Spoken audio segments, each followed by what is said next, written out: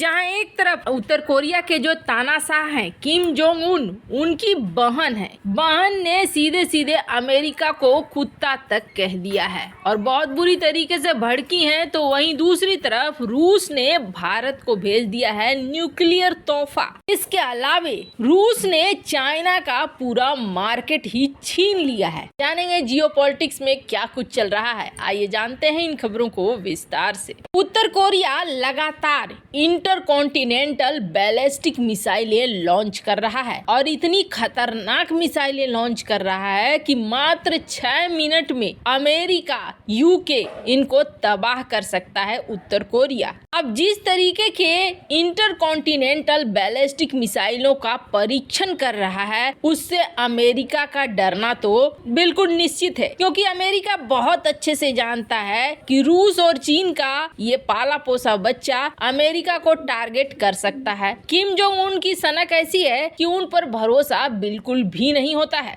लगता है कब ये सनकी दाग दे मिसाइलों को। 17 नवंबर को उत्तर कोरिया ने फिर से इंटरकॉन्टिनेंटल बैलिस्टिक मिसाइल का सफलतापूर्वक प्रक्षेपण किया और इस बार तो इस मिसाइल के परीक्षण को देखने के लिए कहा जाता है कि किम जोंग उन की बेटी भी साथ आई थी। मिसाइल उत्तरी अमेरिका को पूरी तरीके से निशाना बनाने में सक्षम है और परीक्षण के दौरान ये मिसाइल जापान के समुद्र तट से करीब 125 मील की दूरी पर गिरी। हाल में कई सारे ऐसे परीक्षण कर रहा है उत्तर कोरिया, जो कभी जाकर गिरती है दक्षिण कोरिया के तटों पर तो कभी जापान के तटों पर। जापान और दक्षिण कोरिया का हाल ऐसा है कि हाई अलर्ट मोड में ये तुरंत आ जाते हैं जैसे ही खबर आती है कि भैया उत्तर कोरिया परीक्षण करने वाला है। जापान में तो इस लेवल का हाई अलर्ट हो गया था कि लोगों को, उस एरिया के आसपास के लोगों को कहा गया था कि आप घरों से बाहर न निकले। दक्षिण कोरिया ने तो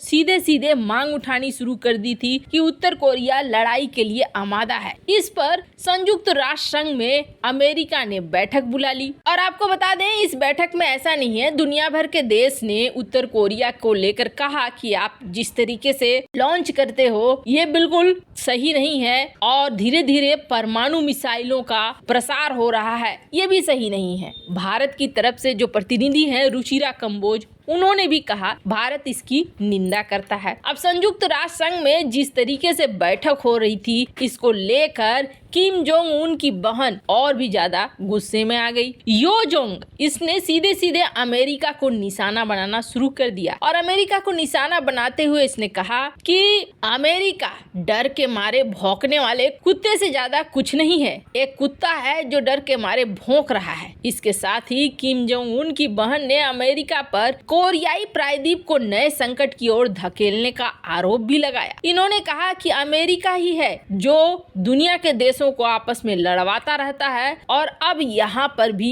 यही अमेरिका करना चाह रहा है, उत्तर कोरिया और दक्षिण कोरिया को आपस में भिड़ाना चाह रहा है। खैर ये लड़ाई अब किस तरफ जाएगी ये तो आने वाले वक्त में पता चल जाएगा, लेकिन फिलहाल अमेरिका के लिए सिरदर्द बने हुए हैं किम जोंग उन। वहीं दूसरी तरफ भारत को न्यूक्लियर तोहफा भेज दिया है रूस ने। जानेंगे ये तोहफा कितने काम का है, पर उससे पहले ये जानिए कि पूरा का पूरा चीन का मार्केट छीन लिया है रूस ने। चाइना की जो ये ऐप देख रहे हैं जिसमें बीच में एक लाइन है, ये जो लाइन है ये एक काल्पनिक लाइन है और लाइन बताती है कि चाइना की आबादी 94% रहती है एक तरफ और 6% रहती है दूसरी तरफ। अब एक तरफ में बहुत बड़ी जनसंख्या रह रही है, इसका मतलब सब कुछ वहाँ ठीक होगा, और जहाँ जनसंख्या कम है मतलब वहाँ सुविधाओं की कमी होगी। तो बिल्कुल सही बात है। दरअसल जहाँ आप 94% देख रहे हैं इतनी ही जमीन है चाइना के पास जिसमें ये खेती कर सकता है, उत्पादन कर सकता है, लेकिन इस जमीन में भी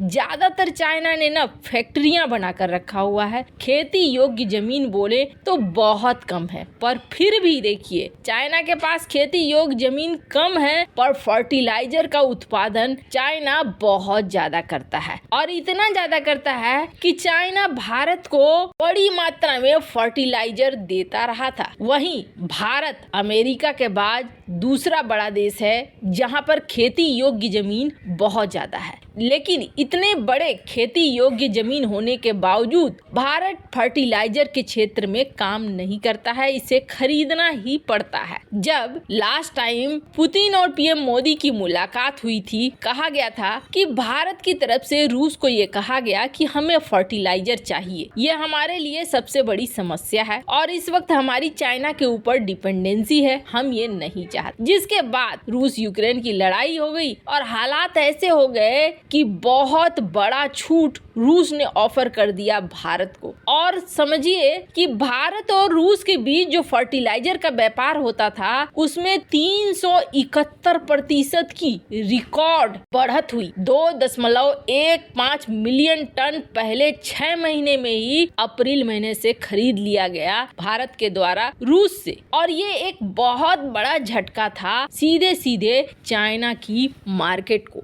ये जो स्क्रीन पर आप ग्राफ देख रहे हैं, इस ग्राफ से आपको समझ में आएगा कि किस तरीके से चाइना के पूरे मार्केट को रूस ने छीन लिया है, वो भी भारत में। ये जो ग्राफ कह रहा है 2018-2019 यहाँ पर चाइना 28% बेचता था हमें फर्टिलाइजर, वहीं 8% हम खरीदते थे रूस से। 19-20 भी कुछ ऐसा ही रहा, 29 और 8 का रेशियो रहा। वहीं 2020-21 20 और 10, 2021-22 37 और 4 और अब 15 और 22 भारत के लिए ये बहुत बड़ा फायदा रहा। खैर, सिर्फ भारत को इसी क्षेत्र में नहीं बल्कि अब तो पुतिन ने एक बहुत बड़ा तोहफा दिया है भारत को, जिसकी जरूरत भारत को थी। रूस ने भारत के लिए कुछ न्यूक्लियर टेक्नोलॉजी भेजे हैं और ये न्यूक्लियर टेक्नोलॉजी बहुत ज्यादा इम्पोर्टेंट है अगर भारत को एनर्जी सेक्टर में अपने आप पर निर्भर होना है तो।